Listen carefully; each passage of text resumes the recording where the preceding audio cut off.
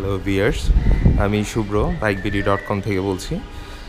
আজ আমরা আলোচনা করতে এসেছি একটা নতুন বাইক নিয়ে, হোন্ডা CBR 150R 2016 এডিশন।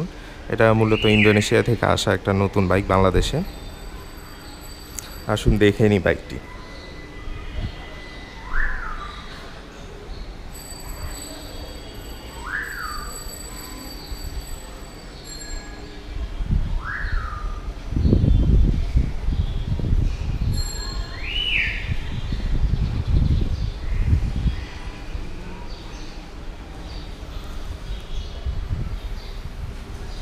এটা মূলত ফোর্থ জেনারেশনের একটা CBR। এর আগের দুটো মডেল, যেটা ফার্স্ট এবং সেকেন্ড 2012 এবং 2014 রিলিজ হয়েছে, যেটা সিঙ্গেল হেডলাইটের, এবং 2015-তে ডাবল হেডলাইটের রিলিজ হয়েছে। এবং এটা সবচেয়ে লেটেস্ট ফোর্থ জেনারেশনের 2016 Honda CBR Indonesian. First two generation থাইল্যান্ডে জেনারেট করা হয়েছে, এবং সেকেন্ড যে জেনারেশন দুটো আছে, অর্থাৎ থার্ড এবং ফোর্থ, ওই জেনারেশন দুটো ইন্দোনেশিয়াতে বানানো হয়েছে। থার্ড এবং ফোর্থ জেনারেশনের বাইকগুলো মূলত ডুয়েল হেডলাইট ইউজ করা হয়েছে, আর এটা একদম সর্বাধুনিক। ডুয়েল হেডলাইটের পাশাপাশি আমরা বলতে পারি এটার মধ্যে LED লাইট ইউজ করা হয়েছে। এটার সম্পূর্ণ ফ্রন্ট লুক, যে লাইটগুলো ইউজ করা হয়েছে সবগুলোই হচ্ছে LED বাল্ব ইউজ করা হয়েছে। দেখুন ইন্ডিকেটার লাইটগুলো, হেডলাইট, এটার আপার এবং লোয়ারে দুটি চারটি LED লাইট ইউজ করা হয়েছে হেডলাইটের। রাতে আমরা ইউজ করে দেখেছি, খুব যথেষ্ট পরিমাণ আলো। রিমগুলো খুব সুন্দর করে নতুনভাবে বিন্যস্ত করা হয়েছে।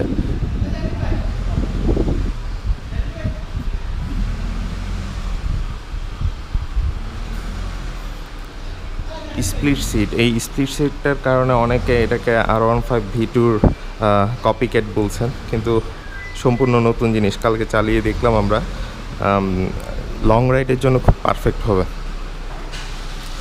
ফুয়েল ট্যাঙ্কে প্রায় 12 লিটারের মতো ফুয়েল এটে যায়, যা আগে ছিল 13 লিটার। এটার ওজন হচ্ছে 135 কেজি, আগেরটা ছিল 138 কেজি, তার থেকে 3 কেজি কম।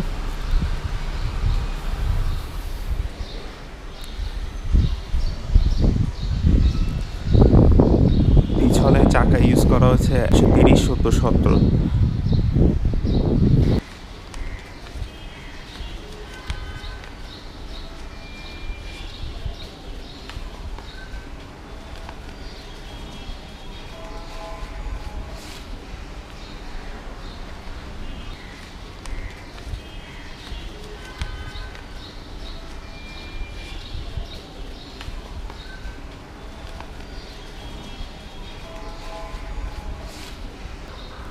সামনে ইউজ করা হয়েছে 100/80 17 টায়ার। এর ইঞ্জিনটি নিয়ে কিছু বলবো, এটা সলিড স্কয়ারের ইঞ্জিন। এর আগের ইঞ্জিন থেকে একটু ডিফারেন্ট।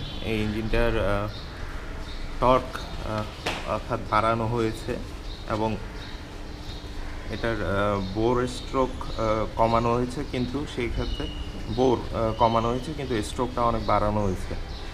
এটা সম্পূর্ণভাবে বলা যায় এটা মাইলেজের জন্য সবচেয়ে বেস্ট হবে, এবং all city track, long route, overall performance খুব ভালো হবে, যেটা আগের বাইকটা ছিল সম্পূর্ণ ট্র্যাক ওরিয়েন্টেড।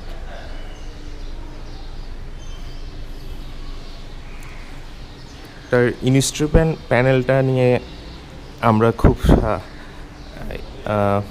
আনন্দিত, সোজা কথায়। এটা আগে ছিল আপনার ইনস্ট্রুমেন্ট প্যানেলটা, একটা রেপ কাউন্টারটা ছিল অ্যানালগ, আর বাদবাকি ছিল ডিজিটাল। এটা সম্পূর্ণ ডিজিটাল মিটার ইউজ করা হয়েছে, এবং এখানে দেখুন অ্যাভারেজ মাইলেজ কত সেটাও কাউন্ট করা যাচ্ছে।